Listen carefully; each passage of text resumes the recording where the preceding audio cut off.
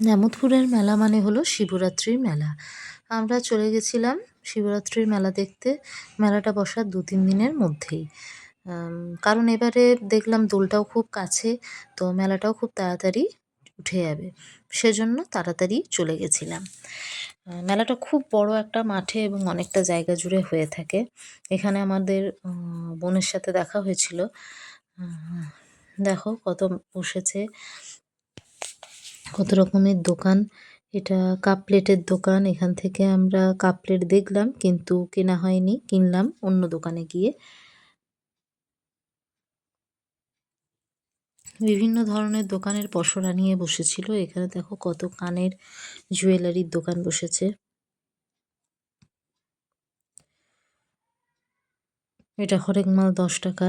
যা নেবে সব ১০ টাকা। এখানে অনেক কিছু জিনিসও আমরা কিনেছিলাম।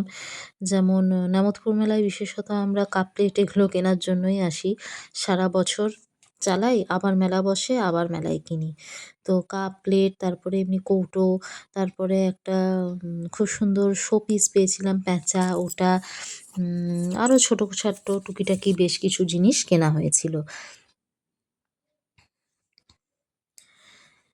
আমাদের এখানে মেলা যেকোনো অকেশনেই বসে এবং মেলা ঘুরতে আমি ভীষণ ভালোবাসি। সেজন্য সবকটা মেলাই প্রায় অ্যাটেন্ড করা হয়। আর এটা শিবরাত্রির মেলা। শিবরাত্রি ওই আ সমতে শিবরাত্রির ১-২ দিন আগের থেকেই বসে যায় মেলাটা। আর দোলের কদিন আগে উঠে যায়। এবং দেখো যেদিন আমরা গেছিলাম সেদিন কতটা ভিড় ছিল। প্রচুর ভিড় হয়েছিল সেদিনে।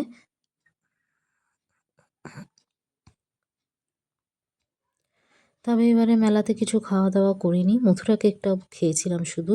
বাকি কোনো খাওয়া-দাওয়া করিনি। আমরা বাইরে ন্যামতপুরের বাজারেই খেয়েছিলাম। উম এগুলো রাইডগুলোর দিকে আমরা যাচ্ছি। দেখো চড়ক, দোলনা এগুলো রয়েছে সব।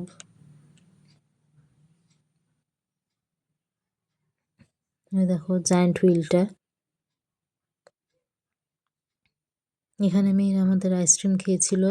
আইসক্রিম খেয়ে পরের দিনে অবস্থা অত্যন্ত খারাপ হয়ে গেছিল, সেটাও বলি। এই দেখো বাজারে আমরা প্রায় ৯টা ৯:৩০ বেজে গেছিল। এখানে আমরা ডিম সেদ্ধ খেলাম। ডিম সেদ্ধ, ঘুগনি এসব খেয়ে তারপরে বাড়ি ফিরে এলাম। রাস্তাটা কতটা ফাঁকা হয়ে গেছে দেখো। রাতও হয়েছে তো তাই। উম আর মেলার ওই দিকটায় ভিড় আছে যেহেতু মেলা চলছে সেজন্য। এই দেখো ন্যামতপুর শ্রী শ্রী হরিহর শিব মন্দির মেলা কমিটি এটা। উম দোকানগুলো এক ঝলক আবার তোমরা দেখে নাও।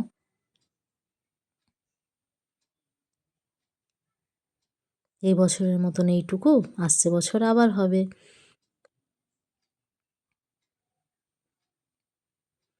আর মেলা গেলে মথুরা কেক তো অবশ্যই চাই। এই যে মথুরা কেক। আর প্রত্যেকটা মেলার মেন আকর্ষণ এটাই থাকে জায়ান্ট হুইল। চাপে না হয়তো কেউই, কিন্তু এটা অবশ্যই মেন আকর্ষণ। আর এই দেখো এই আইসক্রিমটা খেয়েছিলাম। তারপরের দিনে অবস্থা অত্যন্ত খারাপও হয়েছিল।